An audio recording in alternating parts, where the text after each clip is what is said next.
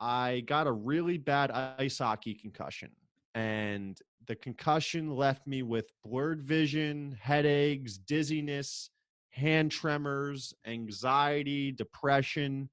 And I Wow. got the concussion on a Wednesday, and the symptoms didn't show up until like the next week. Oh my, So whoa. it was a little bit tough for me to connect the dots on what was going on, because my health just, I woke up one morning and it was the worst I ever felt, and the symptoms weren't going away. So I was really scared.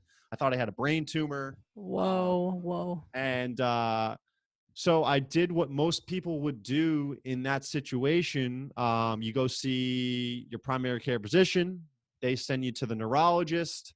Most people at that point were telling me, just rest. Your Yep. concussion symptoms will go away in 2 or 3 weeks.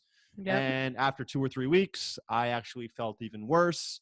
Oh And no. they told me to wait another month. I waited another month, and I was getting progressively worse as the weeks were going on, not getting better. And I wasn't getting any answers. So Hmm. I ended up seeing couple more neurologists. They put me on seizure Oh medications my because I gosh. told them my hands were shaking Oh. and I couldn't sleep at night. I used to have to put both hands under my pillow to help them from stop shaking. Oh no. Um, and I told them I was in a severe amount of pain all the time. So they put me on painkillers. And I told one doctor that I was just, severely depressed. Not that I was a depressed person. Just these symptoms were making my life intolerable. Yeah. And they put me on antidepressants. Oh God. And so I was on a cocktail of Oh medications. no. And what somebody also did, what the doctors didn't tell me, is these medications have side effects. Yep. So when I was taking the antidepressants, I was actually having more suicidal thoughts. Oh Like, gosh.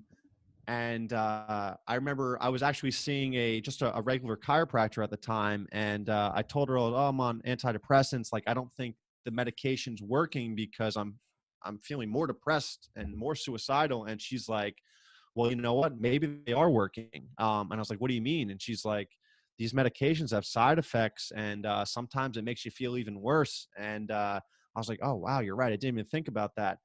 So I completely stopped taking all the medications I was on, which I don't recommend. You're not supposed to do that.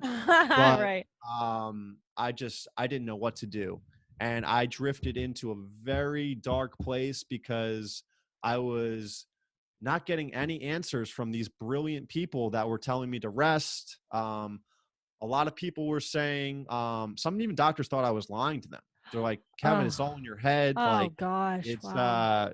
there's, because my MRIs were coming back fine, the CAT scans were coming back fine, blood work was coming back perfect, and yet I felt like I was dying on the inside. I felt like I was in a mental prison. Wow. So you get all the tests back, and they're like, "Kevin, there's nothing wrong here." It was almost like you're making this up. Or some people told me I had a traumatic brain injury and I was going to have to live with this for the rest of my life. Oh. And that's very, very scary to hear at 20 years old, when you should be thinking you have your entire life ahead of you.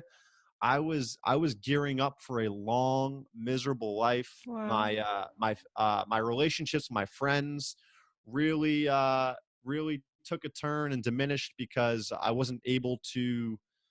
I didn't want to go out. I didn't want to talk to anybody. I was in so much pain all the time. All I wanted to do was really sleep.